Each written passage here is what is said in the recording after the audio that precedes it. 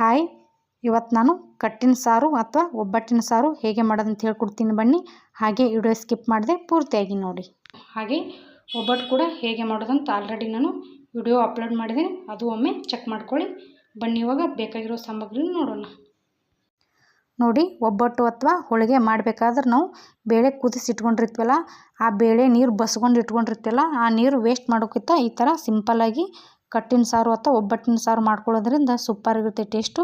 ಬನ್ನಿ ಇವಾಗ ಒಬ್ಬಟ್ಟಿನ ಸಾರು ಅಥವಾ ಕಟ್ಟಿನ ಸಾರು ಮಾಡಲು ಬೇಕಾಗಿರೋ ಸಾಮಗ್ರಿ ನೋಡೋಣ. ನೋಡಿ, ನಾನು ಇಲ್ಲಿ ಒಬ್ಬಟ್ಟು ಅಥವಾ ಹೋಳಿಗೆ ಮಾಡ್ಕೋಬೇಕಾದ್ರೆ ನೀರು ಬಸ್ಕೊಂಡಿರ್ತೀವಲ್ಲ, ಆ ಬೇಳೆ ನೀರು ಇದು. ಆಮೇಲೆ ಇದು ಬೇಳೆ ನೀರು, ಹುಣಸೆಹಣ್ಣಿನ ರಸ, ಎಣ್ಣೆ, ಅರಿಶಿನ ಪುಡಿ, ಸಾಸಿವೆ, ಜೀರಿಗೆ, ಮಸಾಲೆ ಖಾರ ಅಥವಾ ಖಾರ ಉಪ್ಪು, ಆಮೇಲೆ ರುಚಿಗೆ ತಕ್ಕಷ್ಟು ಉಪ್ಪು, ಬೆಲ್ಲ, ಆಮೇಲೆ ಕೊಟ್ಟಿಟ್ಟರು ಅಥವಾ ಜಜ್ಜಿಟ್ಟರು ಬೆಳ್ಳುಳ್ಳಿ, ಆಮೇಲೆ ಹೂರಣ, ಕರಿಬೇವು, ಕೊತ್ತಂಬರಿ. ಬನ್ನಿ ಇವಾಗ ಹೇಗೆ ಮಾಡೋದಂತ ನೋಡೋಣ.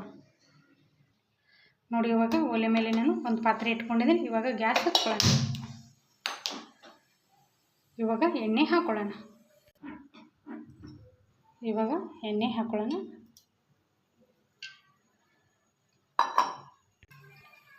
ಇವಾಗ ಸಾಸಿವೆ ಹಾಕೊಳ್ಳೋಣ.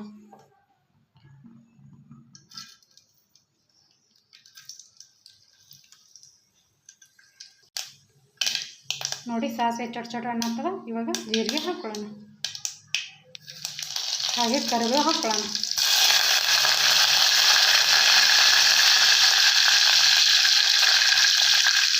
ಕುಟ್ಟಿಟ್ಟಿರು ಅಥವಾ ಜಜ್ಜಿಟ್ಟಿರೋ ಬೆಳ್ಳುಳ್ಳಿ ಹಾಕೊಳ್ಳೋಣ.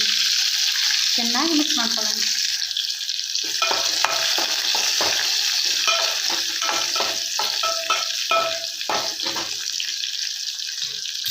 ಇವಾಗ ಅರಿಶಿನ ಪುಡಿ ಹಾಕೊಳ್ಳೋಣ.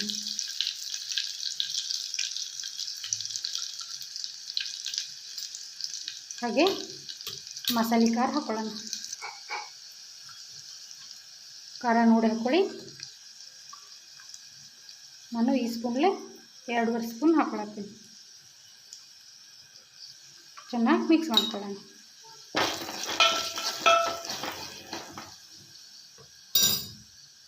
ಇವಾಗ ಹುಣಸೆಹಣ್ಣಿನ ರಸ ಹಿಂಡಿ ಹಾಕ್ಕೊಳ್ಳೋಣ.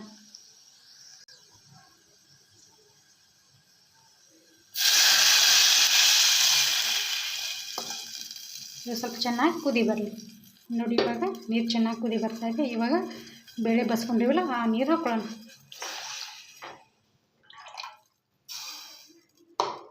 ಇವಾಗ ರುಚಿಗೆ ತಕ್ಕಷ್ಟು ಉಪ್ಪು ಹಾಕ್ಕೊಳ್ಳೋಣ.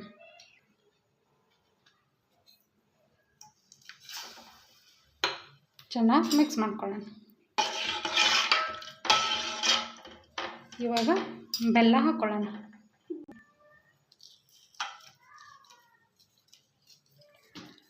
ಹಾಗೆ ಹೂರಣ ಹಾಕ್ಕೊಳ್ಳೋಣ.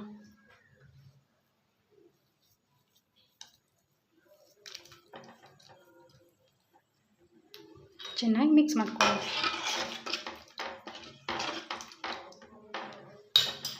ಚೆನ್ನಾಗಿದು ಕುದಿ ಬರಲಿ. ನೋಡಿ, ಇವಾಗ ಚೆನ್ನಾಗಿ ಕುದಿ ಬರ್ತಾ ಇದೆ. ಇವಾಗ ಉಪ್ಪು ಖಾರ ನೋಡ್ಕೊಳ್ಳಿ. ಉಪ್ಪು ಅಥವಾ ಖಾರ ಆಗಿಲ್ಲಂದ್ರೆ ಹಾಕ್ಕೊಳ್ಳಿ. ನಾನು ನೋಡ್ಕೊಂಡಿದ್ದೀನಿ, ಉಪ್ಪು ಖಾರ ಸರಿಯಾಗಿದೆ. ಇವಾಗ ಕೊತ್ತಂಬರಿ ಹಾಕ್ಕೊಳ್ಳೋಣ.